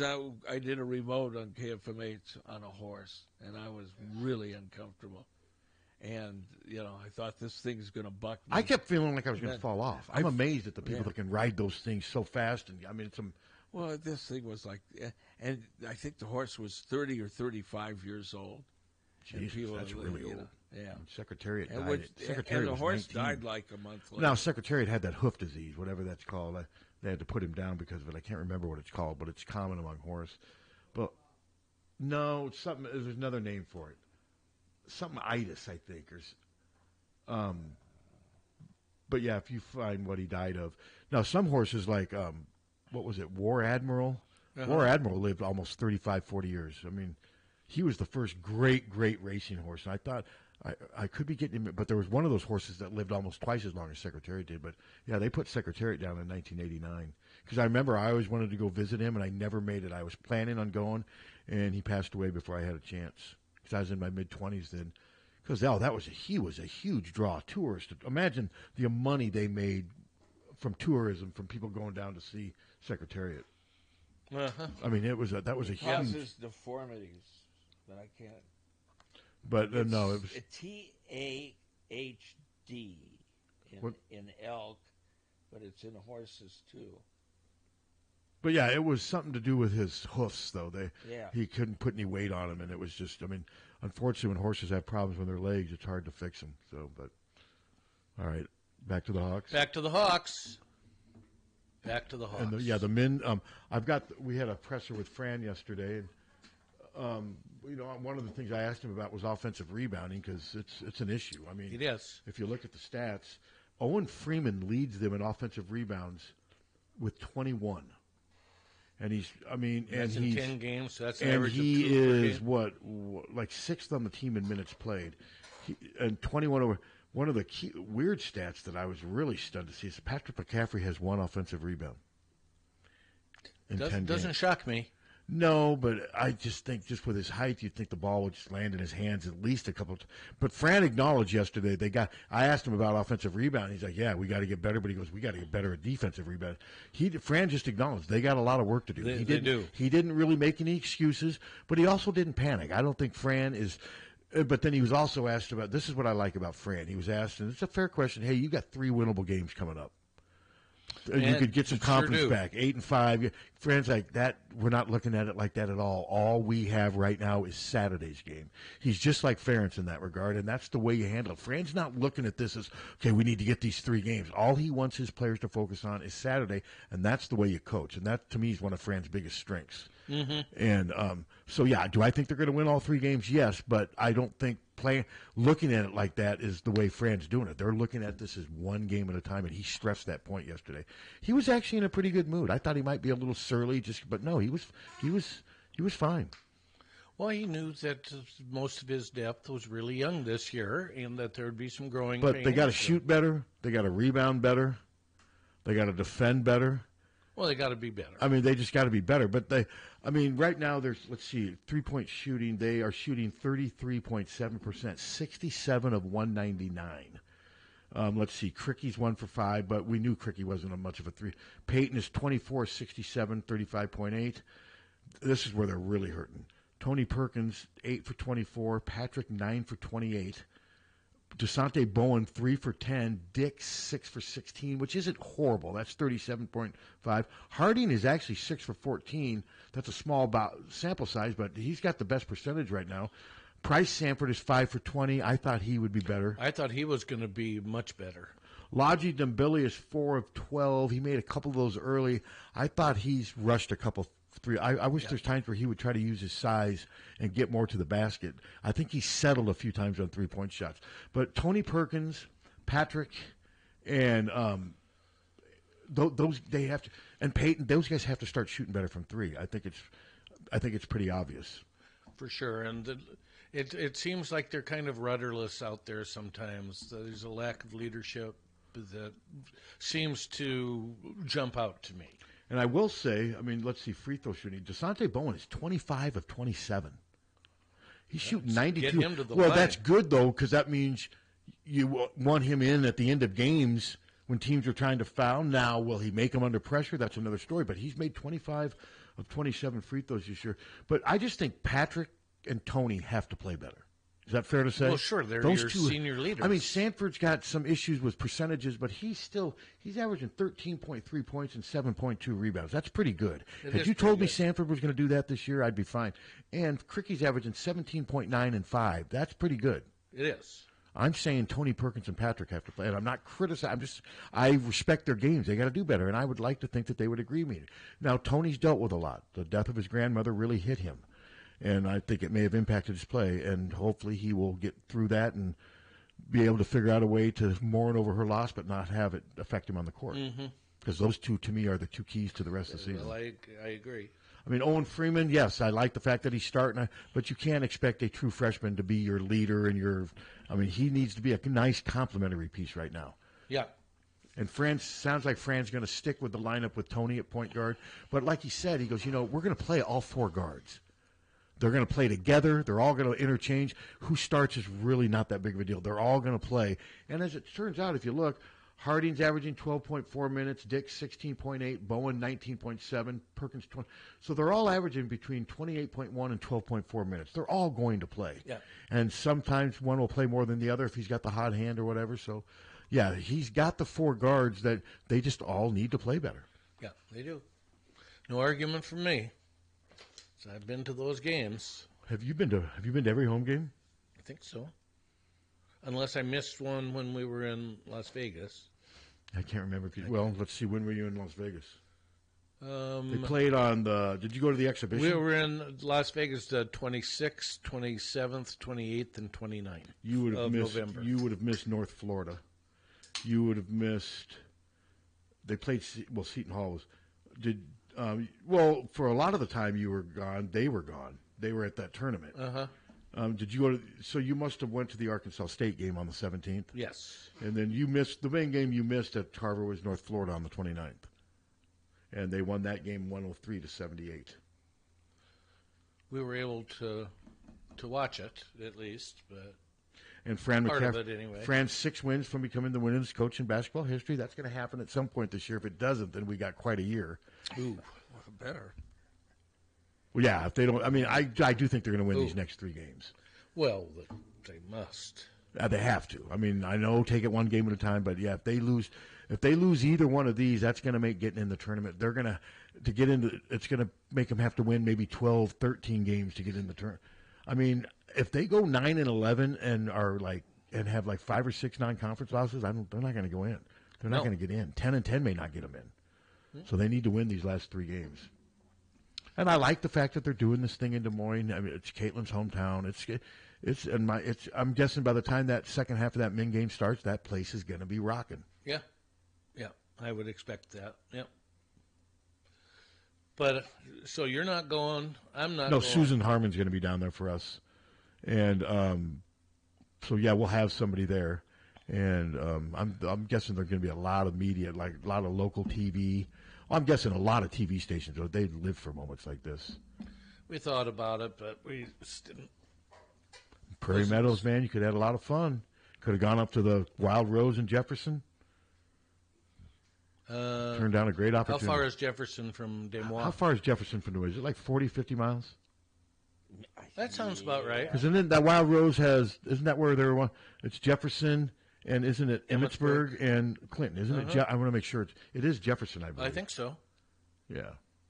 Jefferson to Des Moines. We'll have to do that Wild Rose, another remote out there early, once we get into the new year, partly because it was fun, and I think it's good for both of us. And I want to go to that Hungry Hobo again. It's 65 miles. 65, so a little further than I thought. So, but no, it's going to be. What's the weather supposed to be like tomorrow in Des Moines? See, when you do an event like this on December 16th, you wonder about the weather when you schedule it. But it looks like the weather, from what I've been told, is not going to be a factor at all. Des Moines weather tomorrow. I'll check bug. Yeah, 41. Okay, we're fine. No chance of freezing. And the nice thing is the women's game will be over by about 8 o'clock. Instead of leaving that, I'm glad that they did this at 3:30. Some light rain possible in the morning. Okay, I'm glad they did this at 3:30 and 6 instead of 5:30 and 8. You know what I mean? Rain likely here in 45. It's going to be 45 tomorrow? Weather bugs got rain from midnight to 7 in the morning, 30% possibility, 8 and 9 and 10 in the morning, 50%, 11, 15%. But temperatures in the 40s. Temperatures in so the 40s. So there's no... Yeah, it's the same thing as we have here.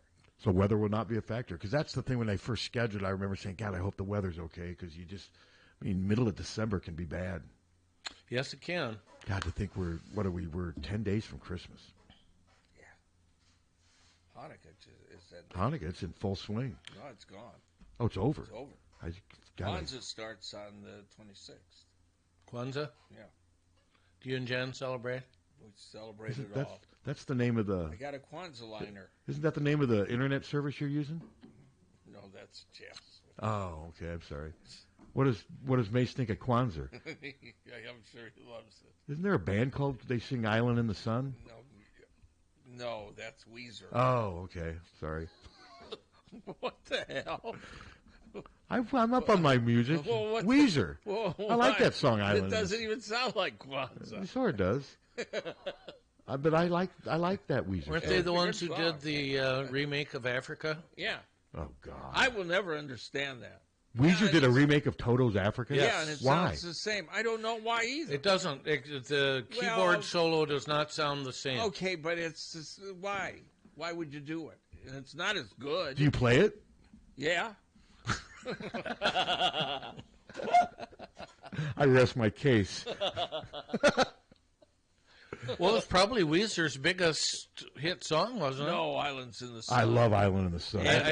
Buddy Holly. Know that. Buddy Holly. See, I don't know either of those songs. Oh, you'd know Island in the Sun if you heard it. You guys play it a lot. Yeah, we play it a lot. Well, we'll play it after the show. We can't because of YouTube, right? Yeah, YouTube. They're annoying. Yeah. Why can't they go away?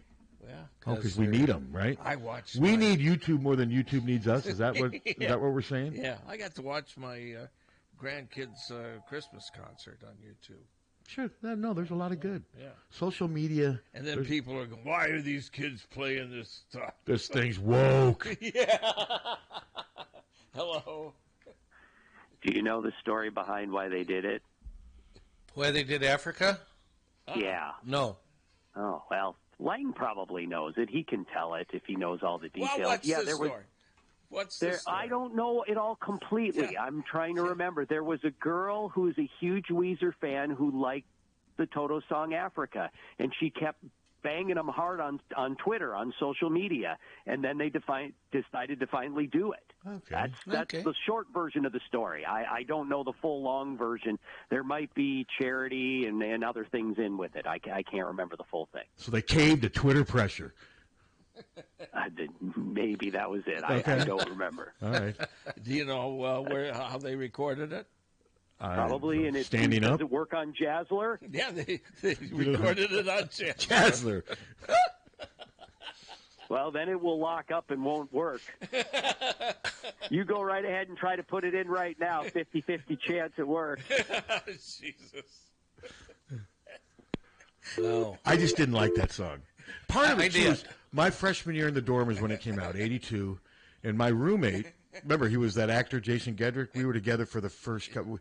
We ended up switching roommates just because we just could have weren't. been in one of his shows. Yeah, but he played Toto Africa all the time, and when he found out I didn't like it, he would play it even louder. And when he found out that I let little things like that get under my skin, he just thrived. I'd come home and he'd be just singing that song at full, and I'm like, good God. Then I'd come back with like Led Zeppelin 2, A Whole Lot of Love or whatever. We'd have like little. It was all in good fun. You know who Jason Gedrick is, don't you? He's not a huge success, but he's done okay in Hollywood. He's made a living for himself. He's not as successful as Jeremy Piven. He was a year behind me at Drake. I've seen Jeremy Piven. What was he in? Entourage. Yeah. Which I never watched. I did watch. But he's been in a number of different things. But I believe his family owned the. He's worth $30 million the last time you watched up, and I think Jeremy Gedrick was worth either 1 or 4 when you looked it up. 4. Okay. Jeremy Piven's family, from what I remember, owned the big play theater in Evanston, Illinois. That's where he was from.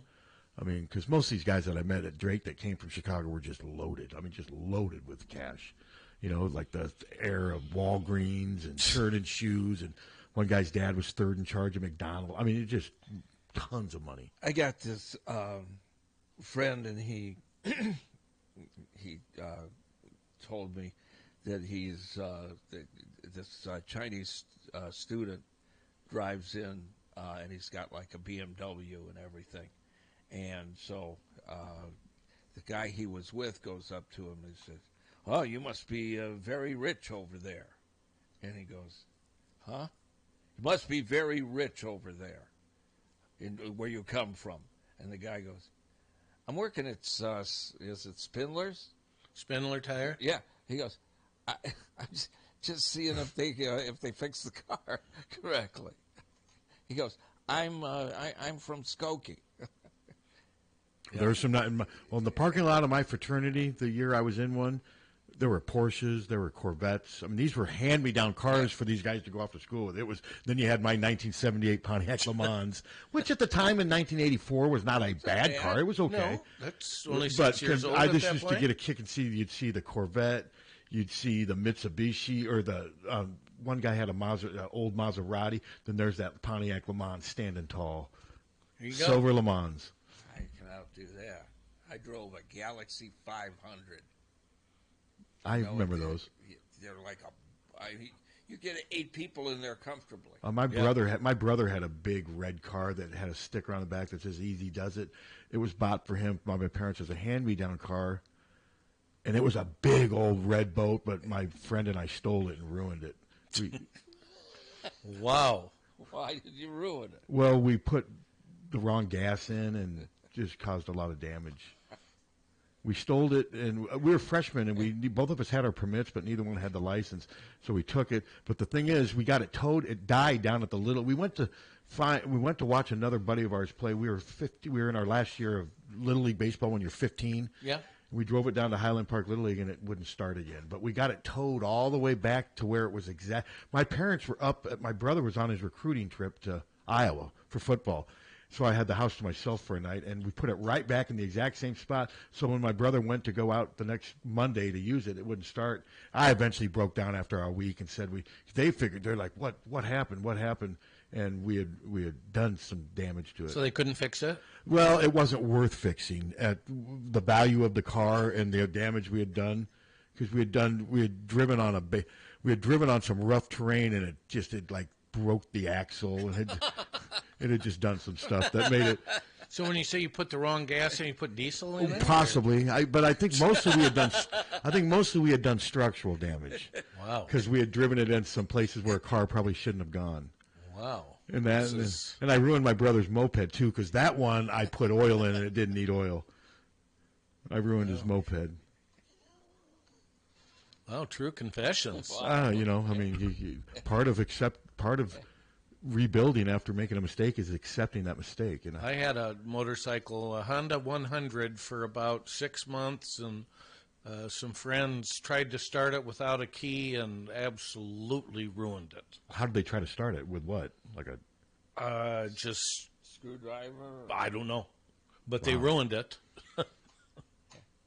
My brother went to school, and I got his Chevy Nova convertible. 63. I remember Chevy Novas. Oh, a convertible? Convertible. I bet that was kind of... Yeah. Imagine if you had that thing at mint condition right now, how cool that would be. Oh, yeah. No, it was great. And then The engine, I mean, it had like hundreds of thousands of miles on it. And then my dad said, well, you can have my car when you go to school here. And it was like this big, ridiculous Galaxy 500. And That might have been what my brother's red car was. Just like something Cannon drove. This was bright yellow. Yeah. Yeah. The size of some of the cars in the 70s. I had very seriously, I had a Canon phone. Didn't he drive a Cadillac in the show? I think so. Oh, yeah, he has that big, massive phone in his center console. That's what I had. Yeah. I thought some guy had I saw some car with a phone in it, and I go, this is the greatest thing ever. And we had some weird cars. My dad finally, as he got older, closer to retirement, then he would buy the Toyota Camry. But when his brother his brother used to be the general manager of Sumner Ramney Pontiac back in downtown Des Moines. Yeah. I used to remember going down there and visiting him all. He would get my dad to buy some of the weirdest cars off a Vega. I remember we had this blue Chevy Vega. We had a Ford Tempest. We had some. It was interesting. I had the equivalent. The Pontiac. The Vega was the Pontiac Astor, and they had aluminum. Wasn't the Vega a hatchback? Well, you could get a hatchback. This was a hatchback, I thought, if I remember correctly. It had an aluminum engine, and it got under 40 degrees. It wouldn't start? No. Well, it would start. It wouldn't go, but it would start. No, they were bad. Man, no, I used they to. Were cool I used to love to go down to visit my uncle down to the car dealership. He was a big man and always smoking a cigarette. And I just remember we'd go down there on Saturdays and hang out. That was my dad going to visit his brother. I had a Nissan Pulsar. What's the worst car you've ever had, Suter? The worst car was probably my first car. I bought it from my brother Billy. It was a blue Dodge Dart. And I didn't have it for very long, a couple weeks. And I was on the interstate thinking and saying, I said to my friend, this drives pretty darn well on the interstate, and then immediately threw a rod. And it was done? That was it, yes. Yeah. Rod goes through oil pan, end of life of car. So did you get mad at Billy for selling you a lemon, or did you know it was sort of a lemon? I mean, he gave it was cheap. Okay. What? I mean, the very first car I bought was a brand new Toyota Corolla in 1987. I did the 3-4 year finance. Yeah. I drove that thing to death. It was a good, reliable car, Toyota Corolla. Corollas are great. I used to drive that thing back and forth from Des Moines to Iowa City when I first moved up here, and I used to go home almost once a week. I had an AMC Spirit. I remember those things. And so I bought the thing, and I'm driving. I bought it in the summer, and it's hot, and I take it back to the dealership. I said, can it get, where's the air conditioning? Oh, it doesn't have air conditioning. And I said, why? Didn't a lot of cars they design early not have air conditioning? Yeah. So I said, why? Yeah. I didn't want air conditioning. Oh, we can put one in. It'd be worth more than the car. And they put one in because they How sold much? it to me with air conditioning. And, I mean... How much did that make the price go up? It didn't because they sold it to me with air conditioning. They told me. Oh, they lied to you and said it, and you were dumb enough to not realize it. Well, the guy said I was mistaken. How could you not realize it didn't have air? So it was an aftermarket? Yeah. And so they put in this air conditioning, and, and I'm, I take it out, and I'm driving it now with the air conditioning, and I turn the corner, and I hear, and all this water dumps on my lap. Was it the antifreeze? Huh? No, just water. It was water from, condensation or whatever. It's all over my pants and my shoes and everything. I took it back and I said, what the hell is this? Oh, well, we got to put a hose in this. Why wouldn't they have done that? And I said, you sold me a car with air conditioning that didn't have air conditioning. And they finally, took the car back. Okay. Yeah, that's a lemon for sure. Because I said I was going to get on the radio and rip the hell out of them. And then they called my manager, because I was in Muscatine at the time. And the manager said, did you tell him you were going to rip the hell out of them? And I said, yes, I did. He said, well, you're not going to, are you? I said, if they give me a new car, I won't. And he just looked at me. And they gave me a different car. Isn't that interesting? I'm going back to reality now. Back to the Hawks? Former Michigan linebacker coach George Hilo has been hired by Alabama. Really? And they play each other. I mean, what an interesting move. Yeah, that's, wow. He has been hired by Alabama. I think now. Let's see. Hilo spent on the UM staff. Bama faces Michigan in the. That is interesting. Chat room says Seika's car blew a rod. A little play on words by the chat room. I'm checking before we sign off if there's anything that's happened. Because it often seems like something happens when we're on the air. It does seem that way. Either in politics or Hawkeye sports or sports in general. I'm not. You seen anything, Suter? No, I just looked. As a matter of fact, didn't see much of anything. I'm just seeing on my line just a bunch of political crap, as usual. Just flooded with. Why don't you search Seika? And at least because I've moved on from. You guys need to move on from Seika. You seen her lately? No. I never bring her up anymore. It's you guys. Well, you just said, have you seen her lately? But you brought her up an hour ago. Well, when did you last look? When we were talking about Raquel Welch and Margaret, you asked me about Seika. You brought her up. That's your go-to. Seika was a porn star in the 70s, right? Well, Seika and Brommelkamp are your go-tos now. That's where we are now. You think that? No, I don't. I think Seika was almost done when Todd was born. Last time I checked, the porn world has moved on and in a very much better direction than Seika. What's the last? Oh, I don't know about. I'm not ready to go there. I'm not ready to go there. By God, I'll stand up for Seika. She's as pretty as anything they have out there now. Back in her day, not now. Now she looks like. So when's the last time you looked? The last time you brought her up on that computer right over there, you looked her up about 6 months ago. I mean, I don't care. I've moved on from Seika. There you go. And I will honestly say I've never owned a Seika movie or anything like that. I mean, I don't want our listeners thinking like I'm some hardcore porn guy. Never been a huge fan of porn. You, Suter? Yeah. It is what it is. It's kind of repetitive. Yeah. And it's usually the how the plot unfolds is usually pretty predictable. Sex isn't a spectator sport as a rule. Yeah. You know, I would agree with that. It's like hockey. It's better to be there. Yeah. I would agree with that. And at least with sex, you don't need the laser thing to see where you're going either.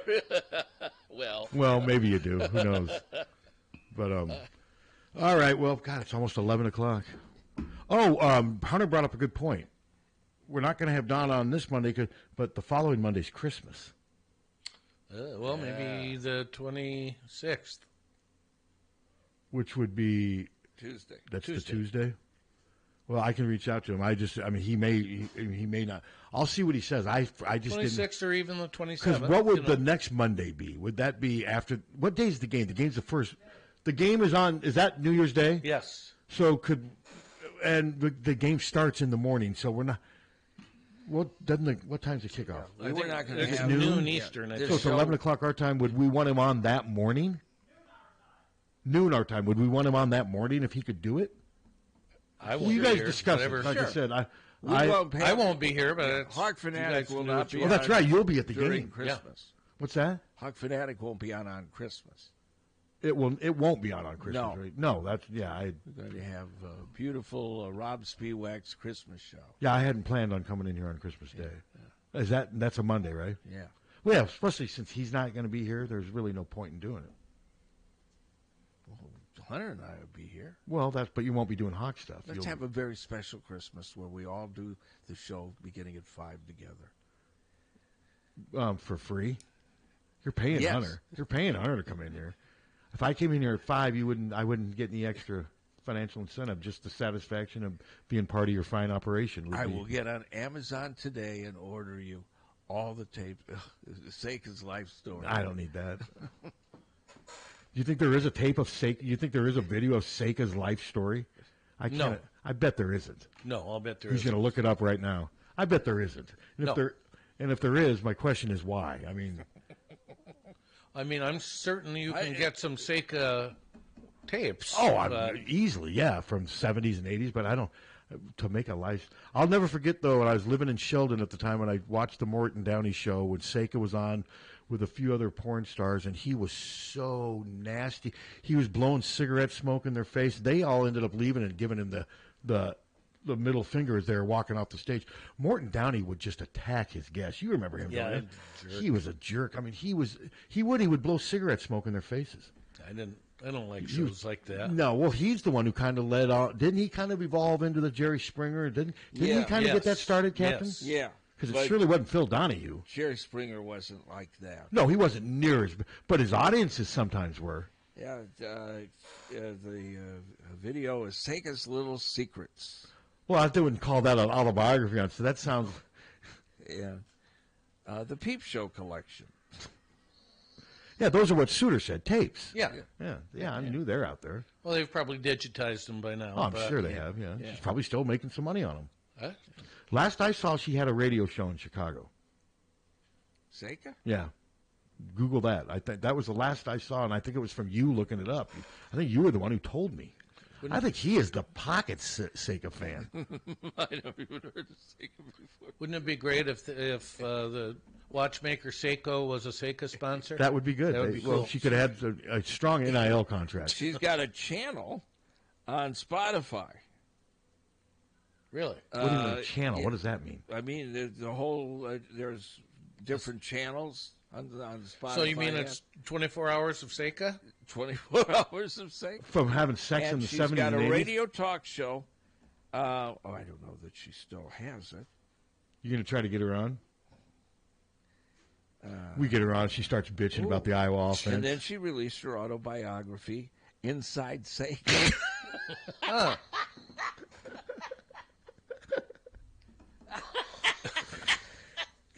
Gee, imagine that. Is that a play on words? What do you think? We're ending on such a high note. We always do. Yeah, ending on such a high note. And to think we got tomorrow morning to bring it again. Yes. But tomorrow's your day. That's your day to shine. We can. What are you going to focus on tomorrow, Tom? I'm going to bring the porn up to date. Okay. We've got a report tonight, and I'll have some information. It's high def now, so it's That's great. Well, what do you want her title? What do you think it was going to be called? Getting to know Seika? I don't know. I'm sure this call is going to be helpful. Hello.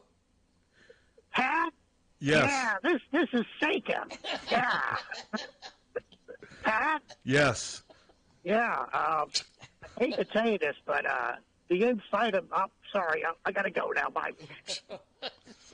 That was better in your head, friend. Yeah. It had possibilities, but it didn't get there. Yeah. Did you think at first though that it sounded like a woman? No, or but like I thought it might be funny. And I was disappointed. So that was a big fail? Yeah. I thought so. The idea was not, but the delivery was not good. All right. That's just my opinion. Do we still have time to get back to the Hawks? That made my day. What, the name of the name of the autobiography? I bet you think she sold more copies than Marjorie Taylor Greene? God, I saw her book was like 12,700. No, it didn't even show. And she, how they do this is they usually really like when Donald Trump Jr. released his book. They buy a bunch of them. They bought a bunch. They couldn't even get Republicans to buy it to make it show up. I've heard it was just incredibly poorly written. Yeah. Who, Marjorie Taylor Greene? Well, she can't even talk. No, but she didn't write it. She hired somebody to help her who could at least form sentences. Well, the thing is, when they wanted her to talk in Congress, they first would try to attach like strings to her lips, and then they peanut butter. Peanut butter. But I'm amazed that politicians think that they're interesting. On either side, why would I don't care. Yeah. Politicians, most of them, I couldn't care less about. I agree. Like they think, I'm going to write an autobiography because I'm a Who gives a crap? I'd rather read Inside Seika. I would too. Inside Seika or Green's book. What are you reading? Inside Me Seika. too. I probably am too. Yeah. I probably won't read either, but no, I did see that Liz Cheney's book is doing great. It was like number 1 on. Yeah. I haven't read it. I've had some people tell me it's pretty good. But I know, she's hated by. She's a real Republican. Democrats like her now more. The Trumpers hate her. They just hate her. Traitor, treason, jail. I mean, I'm not a conservative. Like, she was very conservative. Very conservative, and I'm not. Very. I'm kind of, when it goes fiscally, yeah, but I'm not overboard fiscally. Well, she's very conservative to a point. We're finding out. Yeah. Policy-wise, she's conservative on everything, but she's not conservative if it means having to. Yeah. So, but no, I probably won't read her book either. Okay, Liz Cheney's book or Inside Seika. Okay. So is it Inside Liz Cheney? There's stalactites. All right. All right, I give. Boy, I can't wait for tomorrow. We're going to build on this tomorrow, aren't we? I give. Hawkfanatic.com. Check it out. It's free. It's the most wonderful